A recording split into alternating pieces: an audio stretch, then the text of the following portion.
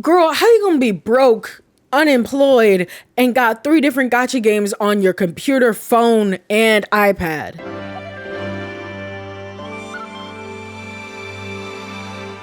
Make that 4. Hey, it's Allie. Welcome back to my channel. Now, I was that girl that swore that she would never download a gacha game. Gacha games can't get me. I'm ungettable. Even though I downloaded Genshin back in like 2021 and I downloaded Cookie Run back in like also 2021, I'm ungettable. I'm ungettable. Girl, they got me. They got me real good.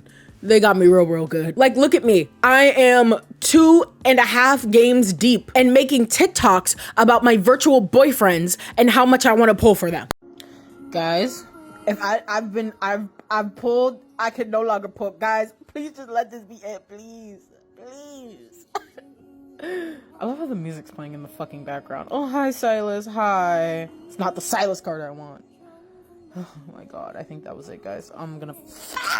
I got Caleb, by the way. I love Caleb, I do, but I love Silas more. I just do, okay? I'm grateful, and I didn't spend any money to get him, so I'm grateful. Whatever. Fun fact, this video was actually going to be about love in Deepspace and the lore, because who would have thought a period tracker had lore? That was exactly going to be the title of the video too. And I still might find a way to talk about it, but as I was writing that script and trying to get deep into the lore, I felt something weird, all right? And I felt it at the same time I was talking about my Cookie Run video, and I mentioned in my Cookie Run video about gacha games, but especially nowadays, I feel like gacha games have become more and more prevalent to the average everyday person. Like, these are the new casual games. You go on to the App Store and look at the most downloaded games, and it's probably going to be a gacha game or two. And so today, I want to talk about my own and the internet's relationship to gacha games and how, if we can, move forward in this new gaming landscape with all these gacha games. And of course, how you can be responsible while trying to pull for your homoerotic murderous cookie or homoerotic murderous boyfriend. If anytime you like this video, please give it a like and subscribe, because I make videos like this all the time. Comment down below if you play any of the like most recent gacha games, or any gacha game at all, if you've been in it for a while, if you just now got into it, if you're still in the camp of I'm never gonna play a fucking gacha game. We're gonna talk about a lot of hopefully different nuances about gacha games today, so don't worry about that. This isn't just going to be me shilling for gacha games. That's the whole point of this video. But let me know how you feel about gacha games down below. And if you like my makeup, I know this is very random, but I need to know, because this might be what I'm doing for MCR. I'm going to see MCR next week, and I don't know whether or not you won't be seeing this video until next week. Fuck. Whatever. Anyway, let me know how you feel about the makeup, because I think I'm gonna do this. I wanted to do like a Danger Days inspired like makeup look, but I still wanted to keep the red that like MCR is known for. So I don't know yet. I don't know. Let me know down in the comments below. And let's jump into it. So, like many people, I think the general public was introduced to gacha games with Genshin Impact in 2020. This game took the world by storm, and it took the world by storm mostly just because we were all stuck inside, and Genshin Impact was like this clone of Breath of the Wild with like an anime twist on it that a lot of people who liked anime like me were like really into. The character design seemed really interesting, if not a little over-designed, though I think the over-designing of it is on purpose, and we'll talk about that later. Yeah, so this video, as you will come to find out, is very scuffed, and a lot of things got lost in the track, so I'm gonna try to fill some in here. What I meant by things being over-designed is that the characters of Genshin Impact are over-designed. You can ask anybody, especially an artist, especially professional artists, the character designs are over-designed. They're like that on purpose, because the whole point is to make them as appealing as possible so that you will want to pull from them. If their designs are subtle or understated, then you're probably not gonna want to pull from them. The whole point of Genshin is to have the flashiest like battles possible with the characters you get, and so if they had under-designed or just regularly designed characters, you wouldn't want to pull for them. So the over-design is actually like a purposeful thing, and it's not always a bad thing. It's just like a known fact that like Genshin characters, a lot of honestly gacha game characters in general, tend to be over-designed in that aspect, but it's on purpose to make you want to pull for them as much as possible. overall, people were really excited to basically have Breath of the Wild but anime, right? That was like the headlines everybody had. And of course, people who didn't know what a gacha game was, myself included, downloaded the game just expecting it to be like a normal Breath of the Wild but gacha. And that brings me to my first point, which are the advertisements for these games. These games aren't gonna tell you they're a gacha game. Like, they're just not. They're like, if you ever looked at an Infinity Nikki advertisement, a Cookie Run advertisement, they're always focused on characters, which is on purpose, right? They want you to pull for these characters. There's usually the main mechanics. With Infinity Nikki, it's the outfits, right? So they're going to have advertisements that highly specifically focus on the characters or the outfits or whatever you can pull for, right? But they're not going to tell you that you can pull for them. No. They're going to tell you, come play this character now. And it's like free trial on this character. You maybe get a free trial on this character, right? But for the most part, you're just gonna be like, oh my god, don't you think this character is cool? Their lore is cool, their backstory, their design, everything's so cool about this character. Come play our game and you can play this character. We're not gonna tell you how to get this character. You're gonna have to figure that one out on your own. Hope your wallet's ready. And that is, I feel like, a part of the problem, especially with gacha games that are more catered towards children, which is already like an issue. Like, I love Cookie Run Kingdom, I do. But if you looked at my comment section on the Cookie Run video, you can very, very clearly tell that it is a younger audience who watches Cookie Run content, consumes Cookie Run content, and probably plays the game. Therefore, we can like safely assume that if kids are the main demographic here, or at least a large demographic of people playing this game, then isn't there a responsibility there to let them understand what they're doing and what they're possibly going to be spending money on? But anyway, before I get too deep into that, let's go back to Genshin. So Genshin was the first time I'd ever downloaded something like that, and I had no idea what I was doing. That's another thing about gacha games, is they kind of just throw you into the deep end. They'll tell you how to spend money. They'll tell you need to do all of this in order to spend money, but the mechanics of a gacha game, the lingo around gacha games, I didn't know what a 10 pull was. I didn't know what a 50-50 was. I still barely know what the fuck that is. I didn't know what any of these things were getting into gacha, right? And mostly it's because these terms are made by the community to help you further understand what you are doing. If you don't know what a 10 pull is, it just usually you either pull once or you pull 10 times. 10 times, like, I don't know the odds of pulling 10 times. It's just better, I guess. I don't know the math. That's also another issue, is like a lot of people don't know probability. Like probability, fractions, all of those things, my worst strong suit in math class. So like telling me the probability of something means absolutely nothing to me. I need you to understand.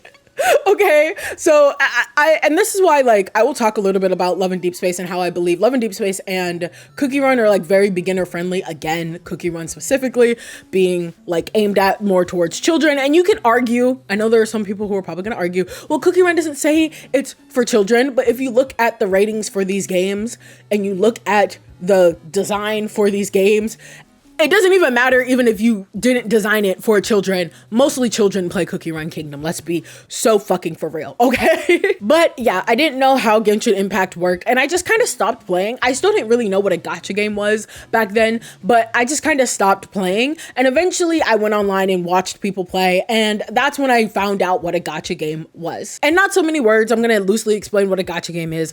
A gacha game is essentially a game where the main mechanic, outside of whatever the main mechanic is to pull for something. It could be characters, it could be weapons, it could be outfits. You're pulling for something. And what pulling means is essentially you get a certain number of a certain currency, and using that specific currency, it's tickets in a lot of different like places. In Cookie Run, it's like the cookies, like the cookie outline stencils, cookie cutters, that's the word. It's the cookie cutters, right? You get a certain number of those and you can pull. 1 is usually for 1 pull, 10 is for a 10 pull, and you spend those to pull.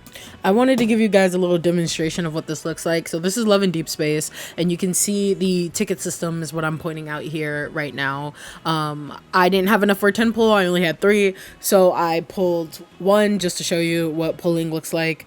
And you get, I got a 3-star Raphael, which is like probably like the lowest type of card you can get. 3 stars, it's 3 stars, 4 stars, 5 stars, and I already have this card. So what it does is it goes into resources and becomes something you can use to upgrade your cards. But that's essentially how that works. And the way that they get you is that they don't make it very, very unclear that how to get these, right? You could just, it's very hard to just outright buy these things. So you're like, okay, if I'm gonna spend money, I'll spend money just buying like 50 cookie cutters or like whatever. But you can never actually just do that. You can't just spend money on cookie cutters. No, you have to spend money on packs that come with other resources, packs that, you know, maybe, you know, come with a little bit of this, a little bit of that, but like never exactly what you want. And then when you can actually just buy the thing that you want, you start to realize the price is insane. If you've ever looked at, for example, the shop on Love and Deepspace,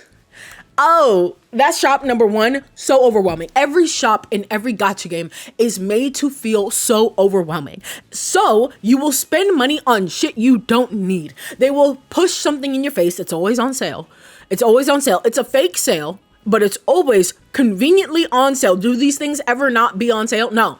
So it's a fake sale, but it's something that's always pushed to the front of your face. Like, buy this, buy this, buy this. You're going to need this. You're going to need this. And it's never exactly the thing that you need.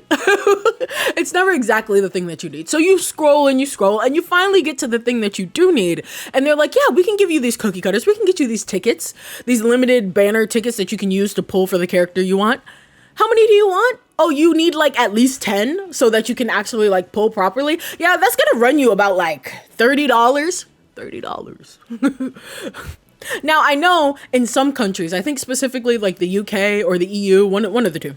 I know the EU is not a country, but I mean like government wise, they made a law that's like, hey, you have to disclose how much these things are actually cost. So a ticket costs probably like $1, 20, 50 or like whatever. It's definitely more than $1 because you're paying $30 for less than 10. I'll put it up on screen. It's probably my math was probably off, but it's definitely more than $1. So you're telling me these tickets cost more than $1. Yeah. And they have to do that in whatever countries that, you know, that law is in place. However, in good old America, they don't have to do that. So you have to either do the math yourself, or what you're most likely going to do, look at that and go, is that a good deal? Like, I don't know if that's a good deal or not. And I probably shouldn't be spending money anyway, but like I have the money, but like, am I even supposed to be spending money on this specifically? Or am I supposed to be spending it on something else? I don't actually know. You want to know why? Let me explain. Love and Deepspace is economy to you. So there are two types of gems. There's the red ones and the blue ones. I do not understand what the difference between these are because they are a 1-to-1 conversion rate. Meaning that if you don't have enough red gems, but you for some reason have enough blue gems, you can 1-to-1 convert them from blue to red. So what is the point of them? Like, genuinely, what is the point of them? To this day, I don't know if you can only use the blue gems for specific things. Outfits, they're used for outfits, which makes a lot of sense because these are things that people actually want. And so the blue gems are a lot harder to get than the red gems, even though there's still a 1-to-1 conversion rate. I don't think you convert red gems to blue gems, only blue gems to red gems. Anyway, they're used for outfits and shit. I don't think so. I think they are literally just a 1-to-1 conversion of red gems. So what the fuck is the point of them? So you get your blue gems, right? Let's say, and also I only ever have like a lower amount of blue gems than I do red gems. So whatever. So you have your red gems. You need 1,500 red gems in order to get 10 tickets, 10 limited banner tickets, I believe. Right? Right. Now you may be like, well, why don't I just buy tickets? Again, it's technically cheaper, even though I think the math behind the scenes is that it's not actually cheaper, but it's technically cheaper to buy these red gems and then convert them into these limited banner tickets. But also, there's not just limited banner tickets. There's also just regular banner tickets, like just regular tickets that aren't limited. Limited means that you can only use them during this event. So they end up being sometimes cheaper to get because they're like, oh, you can only use them during this event. So we know you're going to use them. Otherwise you will lose them, which is crazy, especially if you spent money on that, to like get something and be like, psych, actually you can't have this for very long. Okay. No, okay. Oh yeah. Okay. Okay. Sure. All right. And Cookie Run, there's like the more special like cookie cutter things. And if it sounds like I don't understand this, it's because I don't. And I'm the average everyday, like, you know, player, consumer. Imagine someone who like is just trying to get into this at all. Like it's so confusing, and it's confusing on purpose because its main thing, and I'm going to say this about every single gacha game, is to make money. It is to get money from you. It is to get you to spend money. It is to get you to constantly spend money. They are trying to turn you into whales. And if you don't know what a whale is basically someone who just spends money. Just someone who spends a copious amounts of money on the game. No matter what update comes out, no matter what characters come out, they're going to spend money on the game. It does not matter. And it's easier that way. It's easier to just dump money into this, to not think about how you have to grind for certain resources in order to pull for certain characters. It's easy to just spend the money. Money breeds convenience, right? And so when I realized this about Genshin Impact, I obviously decided not to play. And this was during 2021. And I still didn't really understand that every gacha game was like this. So later on, I downloaded Cookie Run Kingdom when Cookie Run Kingdom was having this big resurgence with all of these like e-celebrity voice actors, like all the YouTubers and streamers and stuff that were becoming voice actors for these games, right? And we're getting to voice a cookie. And this is before all of the like really big lore with like Shadow Milk Cookie and stuff happened, right? So this is what got me into the game. And so I was like, oh, I want to hear Jeremy Shada because he voiced the main like Ginger Brave Cookie. I wanted to hear Lily Pichu and like all these other creators who like get to voice these cookies. Probably literally only due to lockdown, you know, like, and everybody was like trapped inside, so it was like whatever. And that's what got me to download it. Of course, the design of the cookies were really cute, and it seemed like a world, not a world builder, but like a town builder type of game. And there is lore. There was lore back then as well. There was story going on as well, but like at that time, it didn't seem as interesting to me as just kind of building my town and doing stuff to get more resources to build my town, right? Nowadays, I don't give a shit. I do Beast Yeast and nothing else. I tap into that game and do Beast Yeast and then I tap out. And my town looks like a fucking mess. Ugh. Brother, ugh. The way I tried to get my friend to play this game, because I know that she has such a good eye. She loves doing this type of shit. She loves customizing. She loves building her own town. And I got her into Love in Deepspace, and she fixed my account because she's the type of person that hyperfixates on something and is like, I'm going to know everything about this game. She has a PowerPoint. She has a PowerPoint about Love in Deepspace, which like if I ever make that lore video, I will be consulting, right? And she fixed my account with all the protocore shit. I didn't even talk about protocores. Whatever. And so because of that, I really wanted her to get into Cookie Run. Because I was like, I need you to come fix my account. I need you to come fix my town. It looks so gross right now. Because all I care about is doing Beast Yeast right now. That's all I care about. Anyway, I also think that like Cookie Run as well as Love in Deepspace, these are really easy games to get into. I think that unlike Genshin Impact, where I think the core demographic are people who have already played gacha games, even though there were a lot of people during 2020 who, you know, braved that storm and got into Genshin and didn't know anything about a gacha game. I think that like Cookie Run and Love in Deepspace are very, very beginner friendly in that way. I think they're a lot easier to be free to play. I'm completely free to play in Cookie Run. Never spent a cent on that game. Can't say the same for Love in Deepspace. I did spend money one time. It was like the $4.99 deal. It's the deals. That's how they get you. They know you like a good deal. They know you do.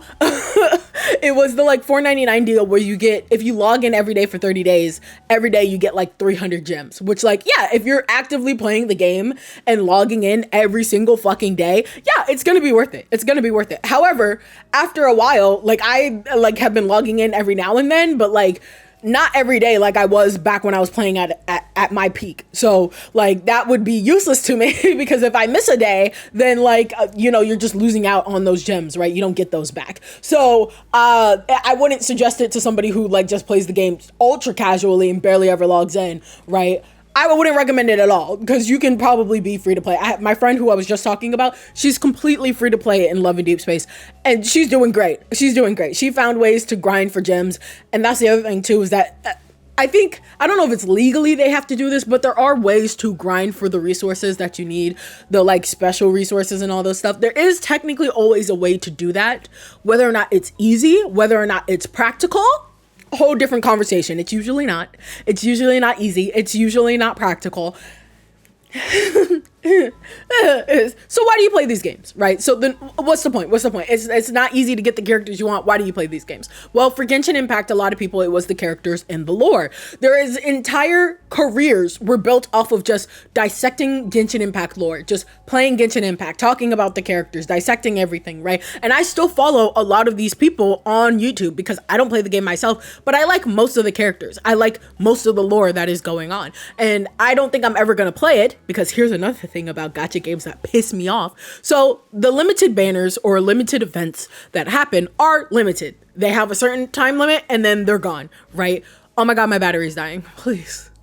Please. Hello, my little yappers. Just coming on here to remind you that I do indeed have a Patreon if you want Discord access, early access to videos, a monthly Q&A, which for last month should be up right now as this video goes up. So if you want to see that, go ahead and head over to the Discord. You also get early access to forums. Also, I have stickers. DreamAlleyMart.BigCartel.com, and if you join the Patreon, you get a discount. The non-binary swag stickers will be restocked, as well as these new sticker, it is what it is, Smisky sticker, and another deltarune sticker, and some lads keychains if you're into that type of thing. So go ahead and go on over to the store, go on over to the Patreon, and let's have fun. So during this time, it's not just, oh, you have to pull for these characters within this limited amount of time. It is also that you have only this limited amount of time to experience this event, whether it be a certain number of songs, if you're playing like a rhythm game, whether it be a certain area that exists in the world, or a story, or a piece of clothing, or like whatever. You only have this limited time to do this. Now, the issue comes when you make said story a part of the main lore. For players to fundamentally understand what is going on, they had to have been a part of this limited event. Right. And this is again why I say that Cookie Run Kingdom and Love and Deepspace are very beginner friendly in that way, because all of the main story is there. The main story will continue to be there even if you can't pull for these characters or these events or like whatever anymore. Love and Deepspace specifically, a lot of their events are like hypotheticals or myths, as they call them, about like the characters in different places. Now, technically within the lore of the story, a lot of these, the boys like remember what has happened in their past lives. It's like kind of like a part of the lore that they remember, but you, the player character, don't remember like your past lives or anything like that. And it's supposed to add to the, like, it's an otome game, which is just a fancy way of saying dating game. And so it's supposed to add to that romantic air of the like, oh, I love you in every timeline type shit. Right. Like, I think there's one going on right now with Xavier, who he looks like fucking Sephiroth. They just said, Final Fantasy, please. Give that boy Final Fantasy now. And now he has like fucking Sephiroth hair. I love it. My friend hates it. She's the Xavier main. I'm not, but I love it. Anyway, but that is a big issue. That's the reason why I'm not getting into Genshin Impact right now. Like, the only thing that is stopping me, and same with Honkai Star Rail, because I like Honkai Star Rail's like designs and lore a lot. I just learned about the lore of like Finon? Is that Finon? Is that the name, how you pronounce his name? Like one of the, or I guess not necessarily newer characters, but the newest like events or like whatever is going on with his character. And sorry, my camera died. Okay, but we're back. I need to get, I have one battery, guys. One battery. Okay. Anyway, and I forgot to charge it last night before I started recording. Anyway, what was I saying? Oh yeah, Genshin Impact. I'm not playing Genshin Impact. Finon looks really cool. The like new animation for him looks really cool. And it did the thing where I wanted to play the game. Like, it did its job, right, in advertising the game and getting me to want to play it. However, I know that I'm going to be missing most of the lore from the game, because a lot of these limited events that had crucial lore to the game is just gone now. And luckily, we live in an age where everybody makes videos about everything all the time. So there's somebody out there, Minsley specifically, shout out to her, I love her channel, where they talk about the lore and talk about everything that you may have missed. But it's a really big criticism of these games to have this piece of lore omitted. There's a whole new region and new characters that finally look good after the disaster that was Natlan in Genshin Impact, and I would love to play it, but I'd have to play through, first of all, the entire game, because I stopped right at the beginning of the game, so I'd have to basically play the entire game over again, and I still wouldn't know what was going on because there are limited events that I missed.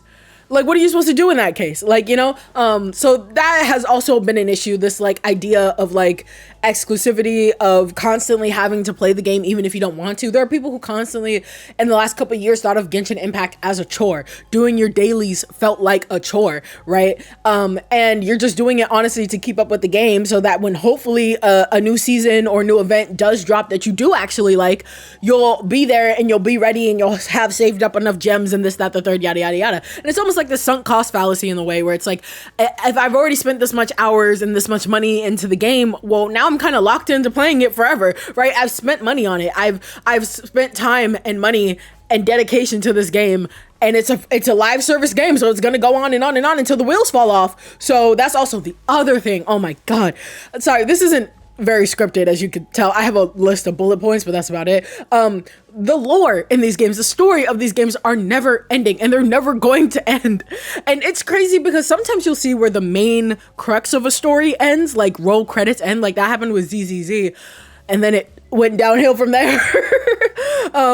But you'll see sometimes that the story of a game just never ends in these cases because it can't. The story is just going to be one thing after another, after another, after another. And my issue with that is when you're starting off the story as if there is going to be an end. Love in Deepspace sounds like there's going to be an end, right? The whole, like, I believe the entire lore is that the main character or the player character is trying to figure out what the fuck happened to her and her grandma and all this stuff in this like weird protocore thing she has inside of her. And then trying to figure that out. And once she figures that out and brings peace to the land or something, it's vague enough where it's like, yeah, we could technically go on forever. But if this technically went on for years and years and years, I'd be like, damn, is she ever gonna figure out what the fuck is wrong with her? Like, damn. With Genshin Impact, it's like the main like plot of the story is trying to figure out who the traveler is and the traveler's sibling and like all this stuff and yada yada yada. It's kind of interesting how it kind of takes from Pokemon in that way, where it's like your rival or like your person or the other person who's not you ends up being like a version of you, like your sibling or whatever. Anyway, the point is that like that is the main crux of the story. Like the whole point, like your sibling is like evil or something or an antagonist and you need to find out why and all this type of stuff. And it seems like it's never going to end. There are many people out there who are like, this is it looks like we're getting to the end of this main story of Genshin Impact really soon, and it's like, girl, what? They made that video like a year ago, and it's like, girl, like we're not getting to the end anytime soon. And here's the thing, I think that it's okay to have the main story end and for the rest of the story to be like, what, like in Genshin Impact, you go to a new region and there's issues with this new region, right? I don't think everything has to have this overarching like cool ass plot to it, because eventually that arc just gets played out and played out and played out and strung along and strung along and strung along and just never ends, which doesn't make for a very interesting story. So like that's part of it too, which is crazy because that's why I'm into a lot of these gacha games, is the story. And so to have it be like not like, you know, there's no urgency or there's no sense of like ending to it, yeah, that after a while, it gets a little like grating on you. It really does. And lastly, I want to talk about in terms of like the mechanics of gacha games, why gacha games like are good for a while and then they seem to fail, or they seem to lose the goodwill of the people so quickly and yada, yada, yada. I think it's because people spend so much money on these games, whether or not you're a whale or not, like, because people spend so much time and money on these games, there's a level of like expectedness that comes with that, right? And these games are made to lure you in as a player. They are made to be as enticing as possible and as inviting as possible to these players. And honestly, a game that is going to be as predatory like this, I think it falls into that trap of the fact that like you're already taking all of my money or trying to take all of my money at every single turn. And so when you do something even more greedy on top of that, people have a lot of issues. I think the biggest example of this in most recent years is going to be Infinity Nikki. God, I was this close to playing Infinity Nikki. I forgot to play it when it like initially launched, and when it got put on Steam, I was like, okay, I'll play it. And then that update happened. Yeah, so Infinity Nikki is a gacha game made by the same people who made Love and Deepspace Infold games, and they just decided to like it sounds so crazy, especially because Infinity Nikki is a dress-up game, right? The things that you're pulling for are like dresses and other outfits and pieces of that outfit, and you keep having to pull to get like the good part of the outfit, like the main part of the dress or the shoes or like whatever, right? That's the whole like mechanic of that, right? That's the main thing that the whole gacha is about. The issue, it came when people wanted to be able to dye their clothes, to be able to turn their clothes into a bunch of different colors, right? And this sounds like something that should be just relatively easy and simple and free, but it wasn't. They were just like, yeah, so you'll get the chance to dye your clothes. We're gonna put that behind a gacha wall. Yeah, we're gonna put that behind a gacha wall, all of the colors behind a gacha wall. And on top of that, the like currency to get said thing to do that is going to be extremely, extremely hard to get. And then there's the monetization. First off, that awesome new dyeing feature that I mentioned, which unlocks so much scope for creativity and customization in the game. In the event, which trialed the mechanic, you unlock dyes by collecting materials from the open world. Now that it's a real thing, the materials are rare and currently not farmable. You get them as a reward for certain events and quests. or you can buy them with real-world money. Worse, each color palette isn't unlocked per set, it's per item. At this point, a collector like me will have several hundred items in the game, and that collection will only increase over time. So we're talking thousands of swatches available. And if you want to unlock all of the palettes, you also need to have the highest evolution of that item. That means that in addition to the premium materials you have to buy with real-world money, you also need to pull for duplicates of the outfit too if you want to be allowed to buy the palettes at all. That means that if you want to have full use of this feature, you'd have to buy hundreds or even thousands of premium items, and if you're free to play, good luck with that. And we're gonna change the entire first beginning portion of the game so that it doesn't make sense to any new players. We're gonna retcon a lot of stuff. And on top of that, we're gonna push out this update before it's done, so it's very, very broken to the point where people are permanently losing access to the things that they bought. Yeah, needless to say, people were very, very, very upset. And people stopped playing the game. Now, I don't think Infinity Nikki is, like, completely gone right now. I think it will be soon if, like, they don't ship it up, like, get it together. I think that it will be soon. People were boycotting the fuck out of this game to the point where they had to censor the word boycott in a lot of their forums. So people started using the word girl-caught. I love that. I love that. I love that. I love that. Because this is a game that's mainly aimed at like women, right? So I love that. I love that a lot. I love that a lot. But yeah, so I don't know if they'll ever get the trust of their player base back, because this was such a decision that was so obviously made by a bunch of suits who just wanted money to meet quarter opportunities and this, that, the third, and blah, blah, blah, blah, money, like Mr. fucking Krabs. Like, it is so clear, because it's like, out of everything else, the game just wasn't done. That update just wasn't done. And there was a big update that brought like multiplayer and all this other functionality, and it just wasn't done. And instead of pushing it back, because they have to meet quarterly earnings, they have to make money. If you want to know why the game industry is the way that it is right fucking now, I will point you to this video by lovely Alana Pierce, love her. But also, just to summarize, basically, it's because companies want more money.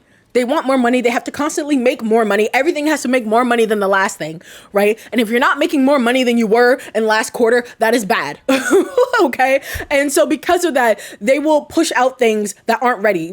Could this update have waited like a quarter or two? Probably. But then, oh no, but we won't get as much profits that way. People won't play our game. We're gonna lose out on profits, so push it out now before it's ready. And also all of those things that like the designer spent so long working on and making sure it works properly and all this other stuff. Yeah, I don't care. Put it behind a paywall. Put it behind another paywall. And this is why I think the like catch-22 of gacha games is so, because at the end of the day, it is a predatory service. Gacha games are a predator. They are made to take money from you. They are literally blind boxes. All of it is made to take money from you.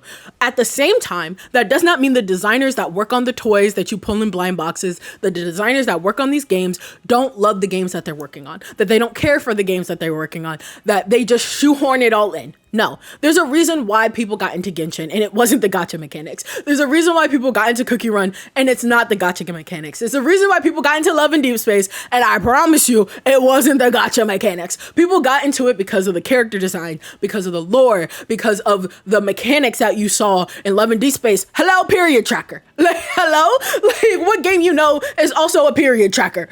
Like, please. And so there are people on there who actually care about the player experience, who actually care about the games that they're making. It just sucks that it's in a gacha game. And so where do we go from here, right? Like, where do we go? I just ranted for God knows how long about this. Where do we go from here?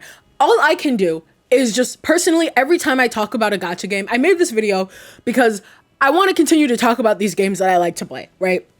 As a person who's suddenly getting into casual gaming, I want to be able to talk about these games and the lore of these games, but I cannot do so without telling you the reality of the situation. And the reality of the situation is that these games are gacha games. They are predatory and they are made to get money out of you. And especially if you're playing a game like Love and Deepspace or Cookie Run Kingdom, games that are aimed at a more casual audience, people who don't necessarily play gacha games all the time, then I want to be sure that especially if I talk about these games, that you know exactly what type of the games these are, and that you know that you do not have to spend money, and you actively probably should not be spending money on these games. You do not have to spend money on these games. And if you find it being a chore to try and grind for these things, either you're doing it wrong or it's not worth it. Like the whole gems in like Love and Deepspace, my friend was grinding for them and it took fucking forever and it just didn't seem worth it to me. And so I will continue to like play the game casually. I will continue to like look at the story and stuff like that and talk about it and participate in the fandom. Speaking of which, I have keychains that are coming out.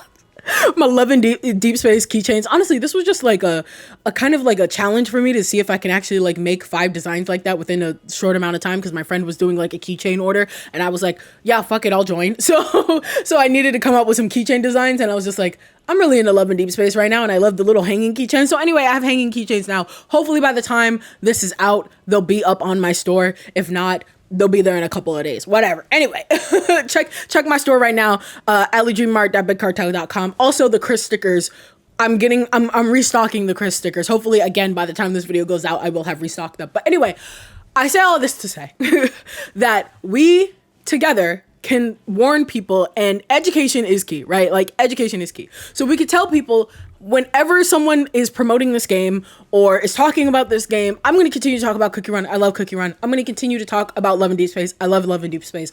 But every video I talk about it, I will have to make a disclaimer. And I think it's only fair to make a disclaimer that says, hey, this is a gacha game. It's going to want you to spend money like every single fucking turn. You do not have to. There are ways, like I look at like my Beast Use specifically, the currency that you need to play Beast Use in Cookie Run is a harder to get currency than the regular stamina jellies.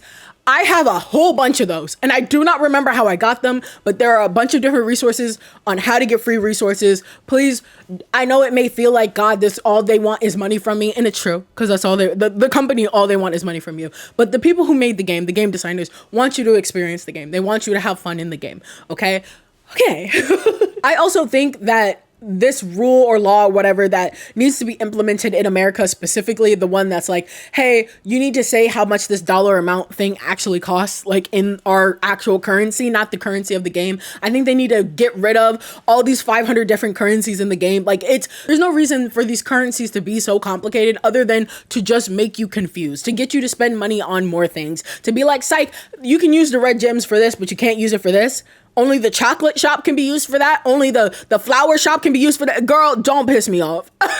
Don't piss me off. So I hope that it fixes that. And obviously we need to talk a little bit about the addiction of it too. That's why I always say, like, please, if you're going to do this, be responsible about it. You have to know yourself, and you have to know that if you have an addictive personality, maybe you shouldn't be playing these games. I also don't think that these games should lean into whales. These games are like almost completely surrounded by like whales, like in terms of like who they cater towards. They're only catering towards the whales because those are the people who spend the most money on the game. And I think that's very predatory, like even more so than normal, very predatory to prey on people who may have gambling addictions, who may have credit card debt, who may just be spending their money frivolously on things that they definitely do not need, because the question always comes, what happens when this game goes out of service?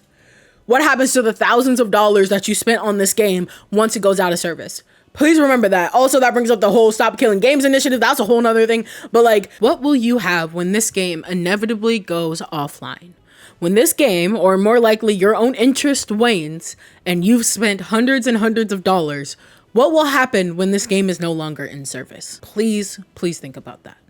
Thank you so much for watching all the way to the end. If you did, you are a real one. Sorry this was a little scuffed. Not only did I not really script this video out, but also my camera kept dying because I only have one battery. And so I charge it for 10 minutes and then I film, and then I charge it for 10 minutes and then I film. Anyway, thank you so much for watching.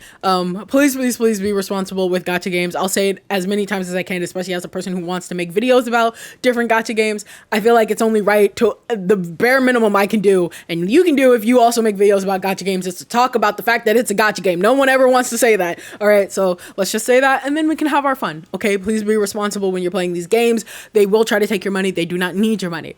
I do, however, that was a joke. I do have a Patreon if you want to support me over there. It'll give you access. Any tier gives you access to the Discord, gives you access to early forums, early videos, etc., etc., etc. A Q&A that I'm about to film right after this one. Not on here though. On my computer, because this camera's got to go. Anyway, I also should have keychains, like I said, out on my store. The Chris non-binary swag stickers should be restocked. Y'all ate those up. Thank you so much for that.